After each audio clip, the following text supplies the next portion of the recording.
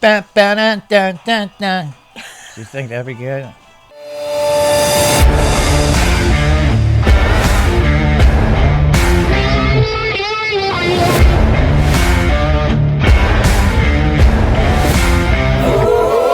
Ready? Ready. Welcome back to The Recovery Idiot. If you're watching this, you probably know what crack smells like. Please like and subscribe and go to therecoveryidiot.com, your number one source for all things Recovery Idiot related. And see me in person. I'll give you a Recovery Idiot sticker. And you can give it to your former drug dealer so he knows that one day if needed, there is a solution, even for people like us.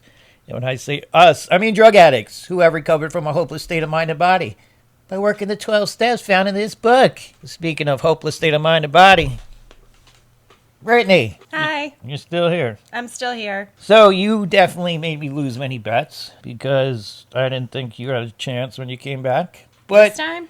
the fact that you have to say this time, because there's been multiple ones. No, and I picked you up from the airport and you were a babbling mess. But you're still here, and that's a miracle. And you're also the most popular person on The Recovery Idiot. Everybody loves you. Figured, I don't want to do this alone. And plus, you live here, so you're close. I asked you to come along. The reason I'm making this video is to explain how I want to make a video. Okay. You get it? I do. When I started this, I wanted to take my time and talk about educated things and explain things how it was explained to me in the big book, you know, serious topics. And then I learned how to edit stuff and make sound effects and put memes on, and it kind of went a different direction. But that's okay. So my idea is to continue making videos, especially with people that can tell their story. You get to know people maybe you have never met before, or you get to hear about somebody you do know and how their journey went. But people don't always show up. Right. And I only have so many hours in the week to do this. I don't want to stop making videos, so I'm going to make other videos about different things. And sometimes those things will be nothing, Seems like a good idea. like right now. Okay. Because I don't want to go weeks without putting a video out. So my goal with The Recovery Idiot was to introduce some new people and hear their stories. I just fucked it up. I gotta get my vape. Oh, Jesus! See how it's backwards? That's why everything... what is happening? Like... I'm telling you!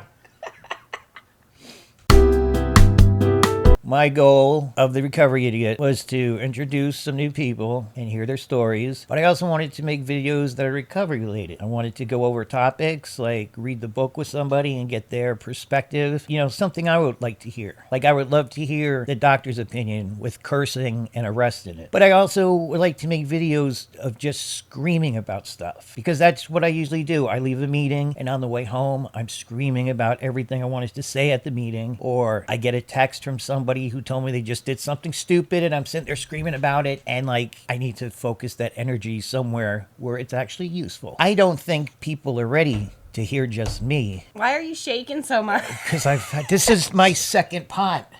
Do you understand that? Did you see I just made a new one? You're never gonna go. Look how much coffee is left in that pot. It's like this much. But I don't know if the world is ready to hear just me. So that's why I brought you, my co-host. No, you've always got me. And now every day for 2 hours a night, we're going to do this and talk about our day. Well, you don't want to. And the goal is to eventually be able to go live on YouTube. I actually can do it now.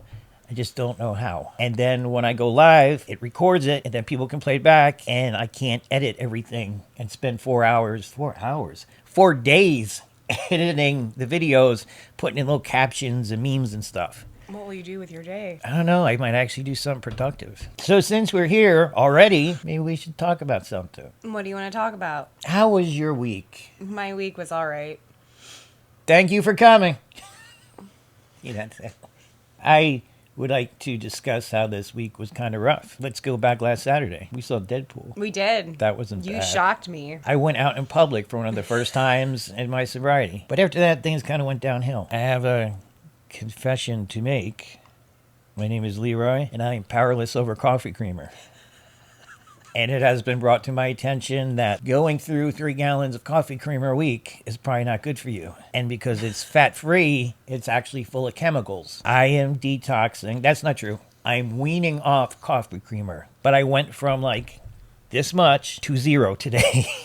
There's still a little left over. It's a big change, and it sucks currently, but... What are we going to do with all of the coffee creamer in the fridge? Well, it sounds like the coffee creamer fairy needs to visit some halfway houses and spread the love. But how many people really want fat-free coffee creamer? I don't know. When I brought my coworker over, I said, look at all this coffee creamer. This is what I'm talking about. Everybody at my work knows about your coffee creamer addiction. I'm also addicted to talk radio. And this week I'm detoxing off that because I spend 6 o'clock in the morning to 3:30 to 4:30 at night listening to talk radio nonstop. And it keeps me from focusing on all the horrible things that are usually in my head. But I get nothing productive done in my head. That's something I need to do. I need to learn how to put the phone down. I switched to music. I've been listening to a lot of New Kids on the Block and Wham, lots of 80s music, and it's been helping me because I come up with ideas, and one thing I want to do is continue making offensive recovery songs for people to enjoy. You do a good job at that. Oh, that's my passion.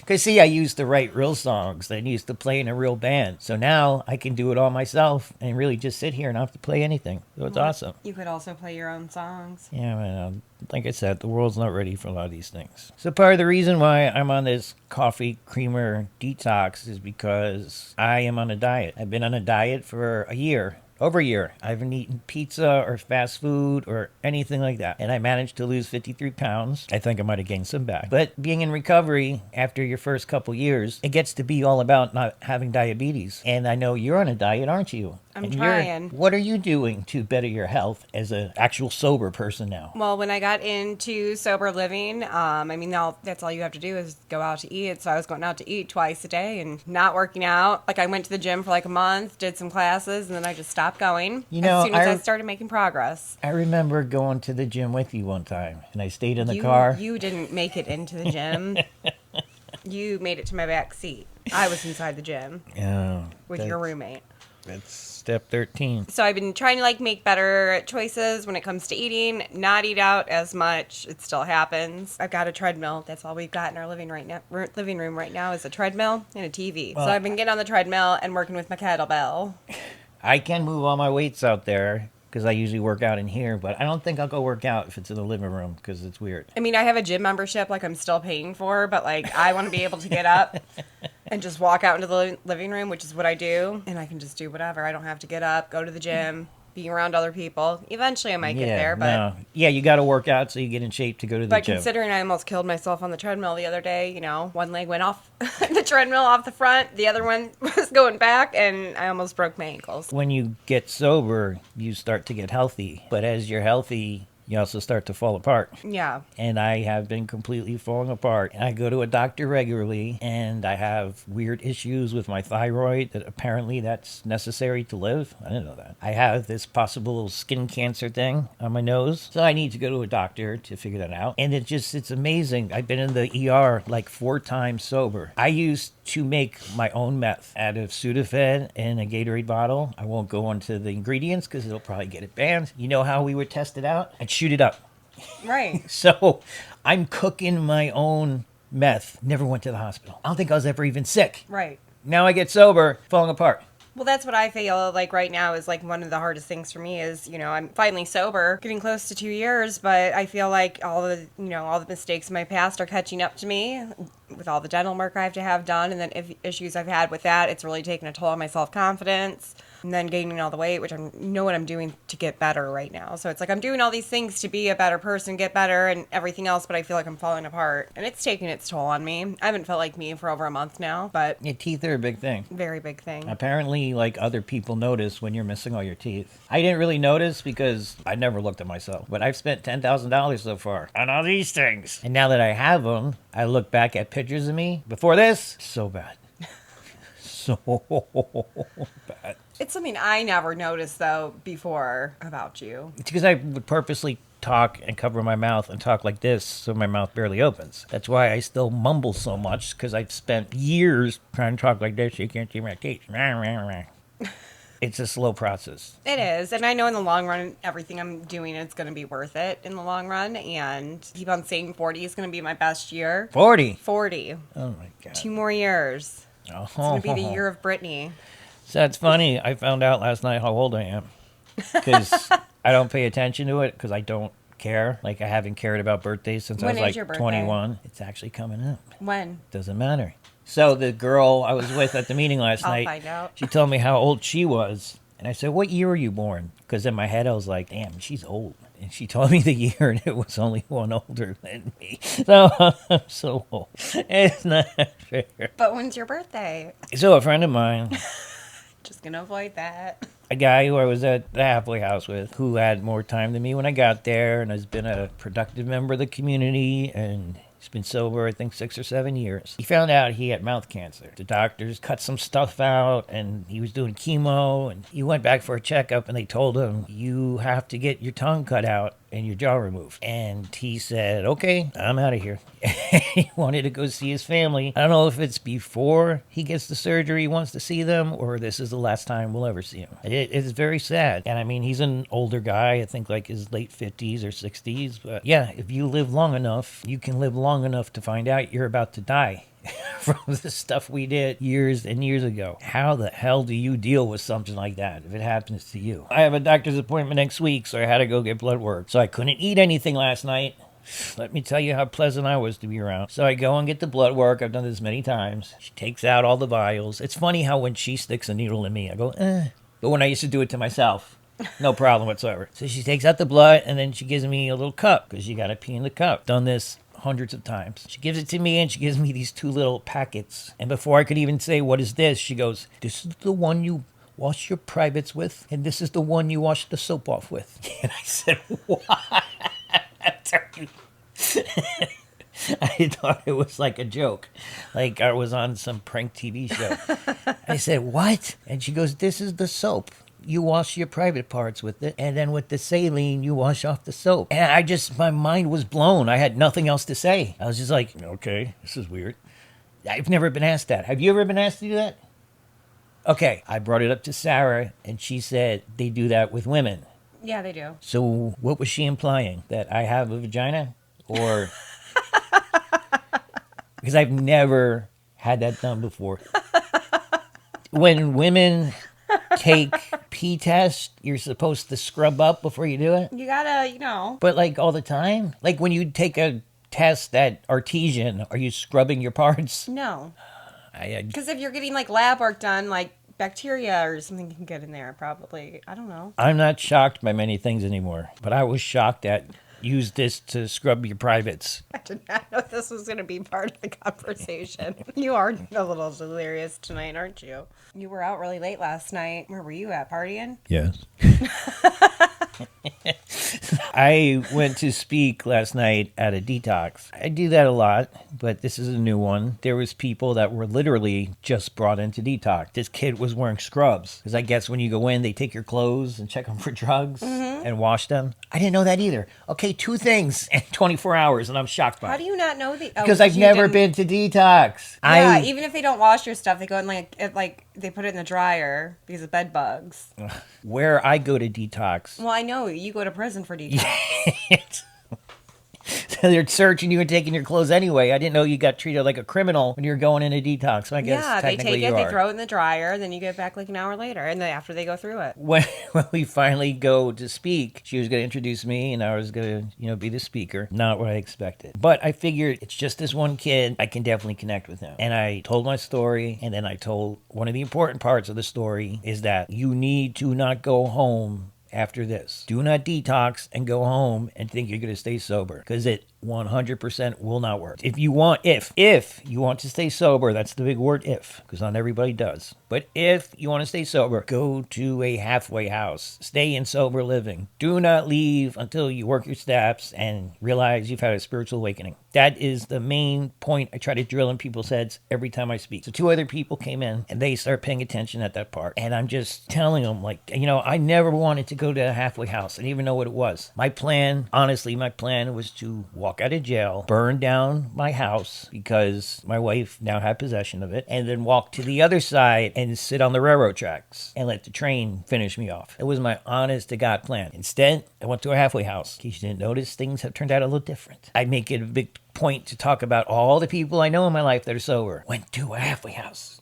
They all went to sober living. I'm drilling this in their head, and this kid's nodding, and he's agreeing with everything I say, and he tells me, I've been at AA so many times and I always relapse. I was like, well, did you ever have a sponsor? Well, no, but this time, this time. And at the end of this speech, we all start talking. The one kid goes, I'm going home next Thursday. Just like out of nowhere. And I was like, did you listen to anything I said? It's like, yeah, I know. That's cool. That's cool that works. But, I got my job back home. And why? What's wrong with people? Can you explain? I mean, that's why I left the first time. I mean, but I wasn't there to stay sober. Really, I knew that at the end of the day. Okay, so you But, were like, even, you were like, right part now- of the if people. Yeah. If you want to stay sober, you did not want to. Not really, no. Okay, so you're a non-if. But, I mean, like, right now I could use, like, the excuse, like, well, my dog's back home or, like, but I know that this is where I need to be. Yes, exactly. And there's a million excuses. There's the person that says, I have to get back to my kids.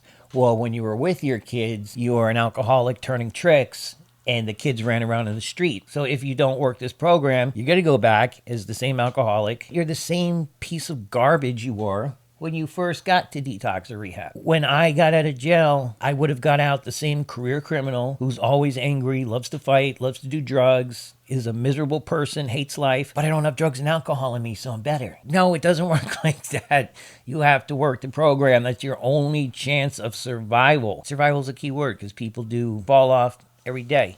I love speaking when sometimes things come out that I actually want to say. I'm really into it and I'm talking like a preacher and I'm spreading the word of God and finding a relationship with your higher power. And then they say, well, I think I'm going to smoke weed. Oh, that's like the whole situation with sponsies also. You bring a sponsee up to a certain point and he's no longer in a hopeless state of mind and body and decides he can make choices for himself. I'm not talking about anyone in particular, but someone I know happened to recently move out of the halfway house into an apartment with his girlfriend, who they're actually engaged. Again, what do I drill in people's heads? One, don't get in relationships. Don't do anything until you work your steps. I mean, seriously, how many times have you heard me carry on about the dangers of relationships and recovery? Not every day. There's this thing about being an alcoholic, and it's called terminal uniqueness. Have you heard about this before? Why don't you tell me?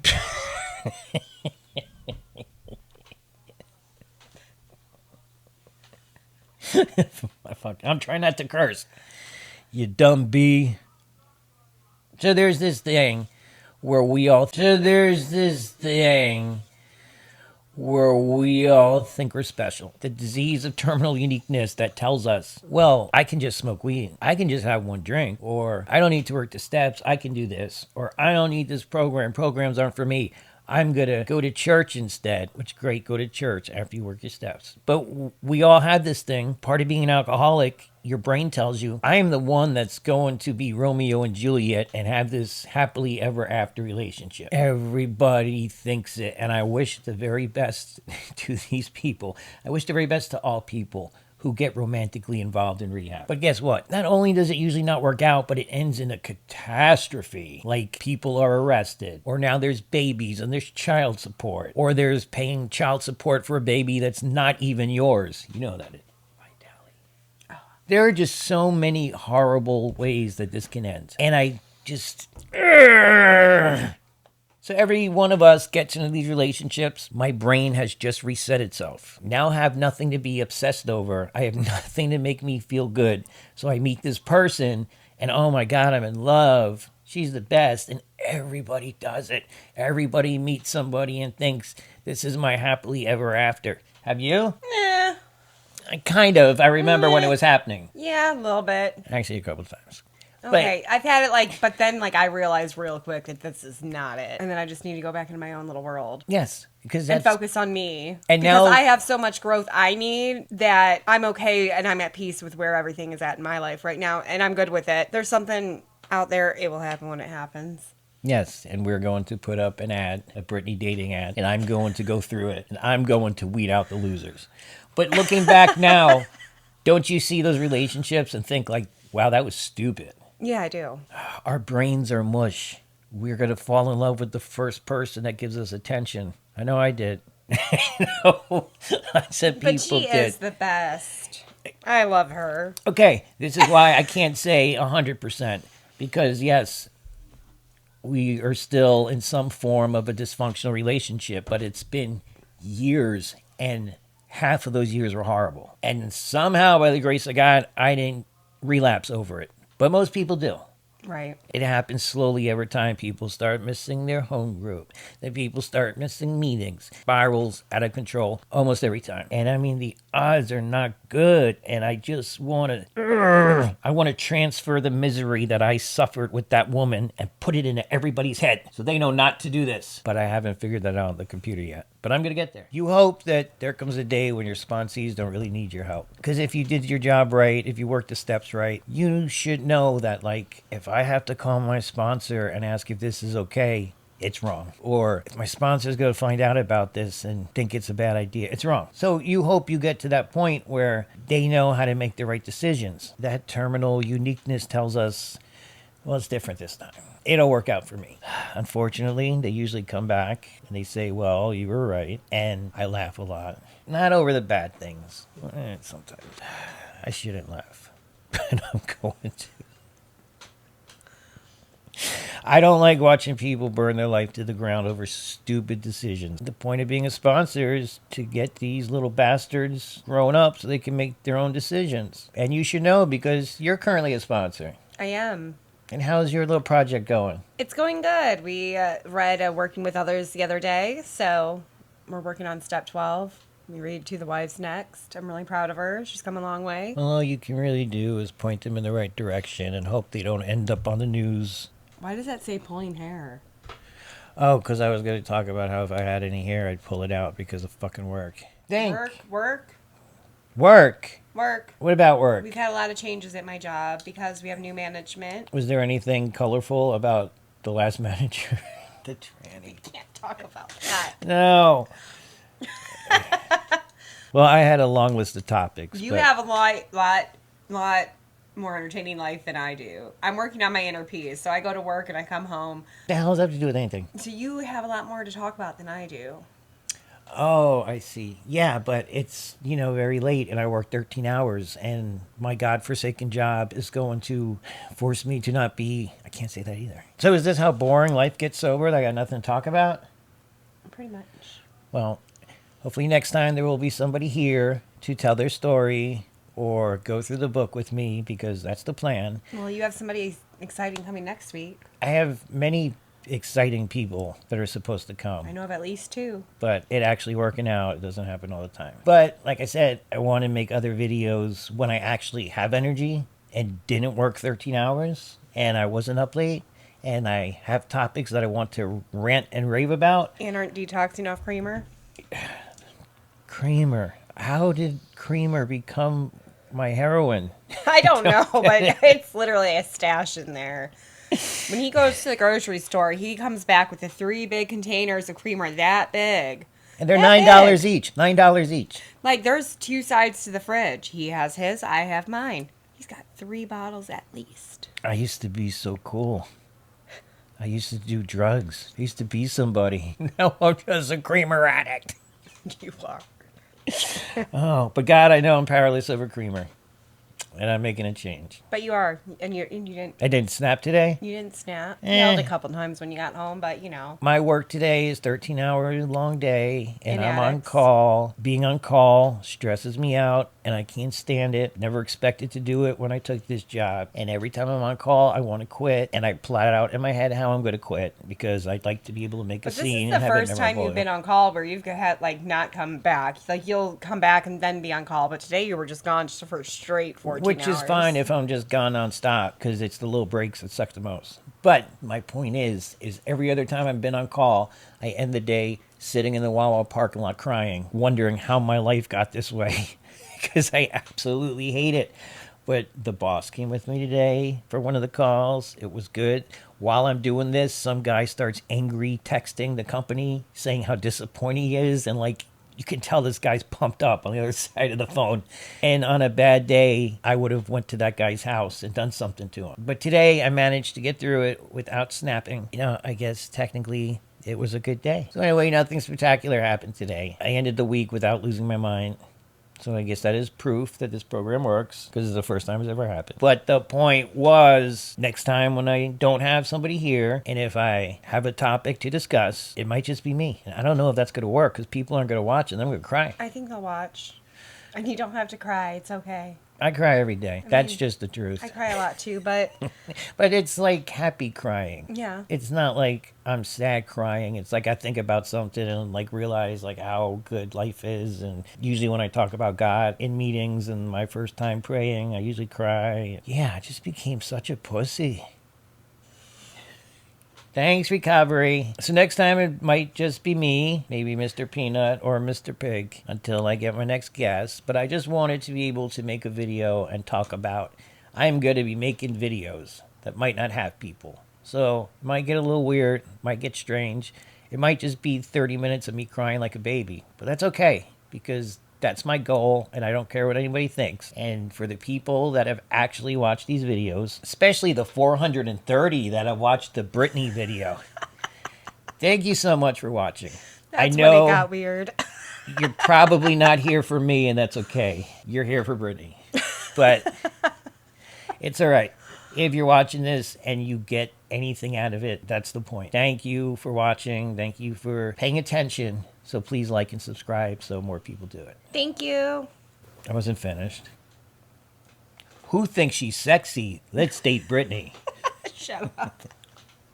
Brittany needs a boyfriend that I pick.